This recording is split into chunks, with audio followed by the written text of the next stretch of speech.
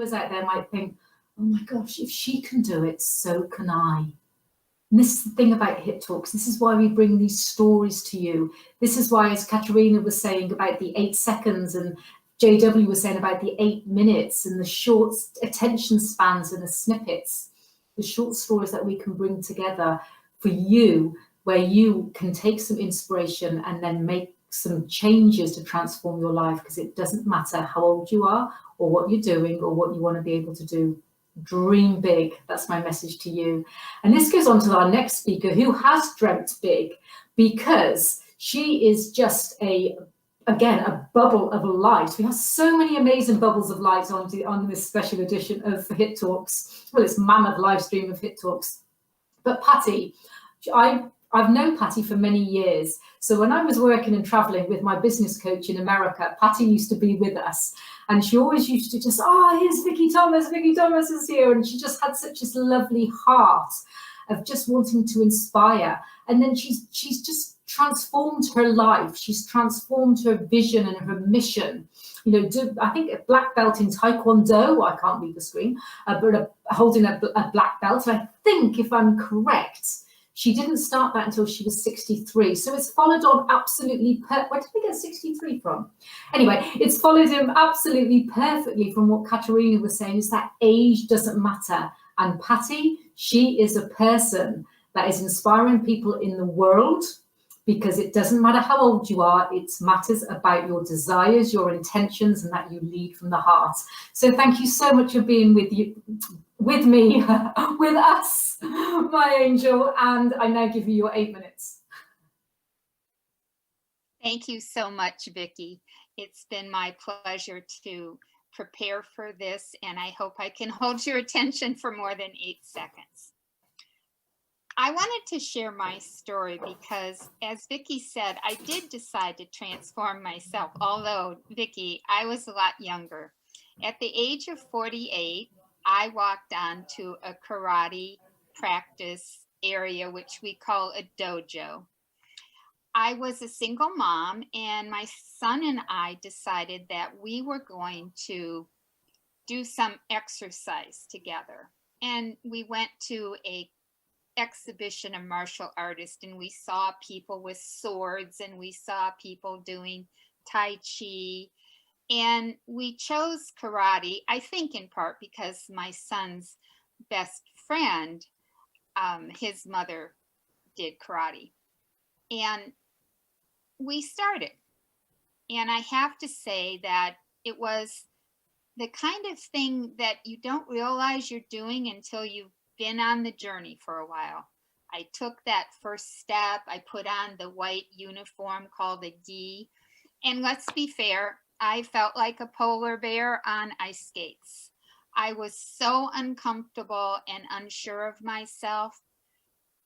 And yet there was an appeal there because I had to use my body and my mind in order to perform and to grow and to learn. And about 8 months into our journey, my son's IT teacher saw his his genius and asked him to rewire the whole school for the computers. And that was when I had to make a decision. I had really found enjoyment in what I was doing, and I had to decide whether I would continue without my son, who was, I think, around 14 at the time. And, that was the key moment where I made a commitment to be myself. I chose me. And if there was anything I could share with anyone, I would say, remember to choose you. In our karate journey, we had a grandmaster who was in Okinawa in World War II, and most of the karateists died of starvation during the war, but he started to He was a police chief, and he trained his students in judo as well as karate. And Conchi Frank Grant, who started our federation here in America, was a Marine. And he went over to Okinawa because he knew there was something there in this study of karate that was really, really valuable for him and for all of us who have followed him. And one of the things that Conchi would always say to us was, would you guys stop trying? And just like Yoda in Star Wars, do or do not, there is no try. And this journey of mine through karate was not easy. I was petrified when I had to perform. I'd be in a gymnasium and all the people around would just be looking at me and I'd be scared, so scared. And Hanchi would say to me, Patty, it's just a test. Everything in your life is a test. Getting in a car and driving safely, raising a child, working, all these things that we do on a daily basis are really tests if we reframe how we look at them. And that really helped me.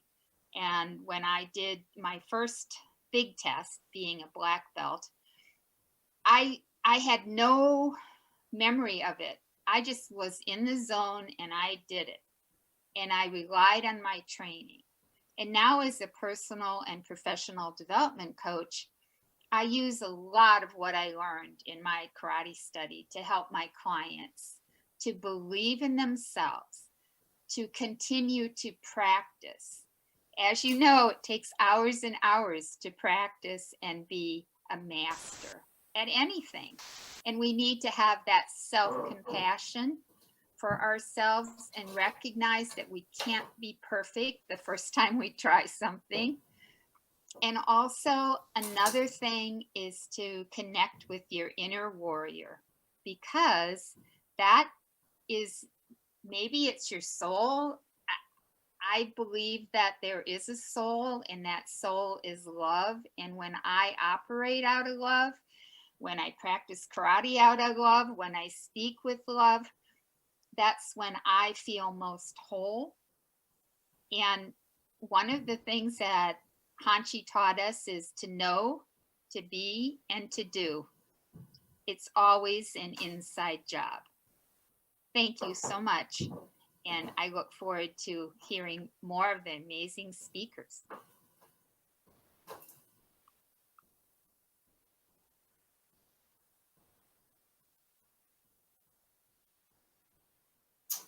Thank you, my love. To know, to be, and to do. Wow, yes.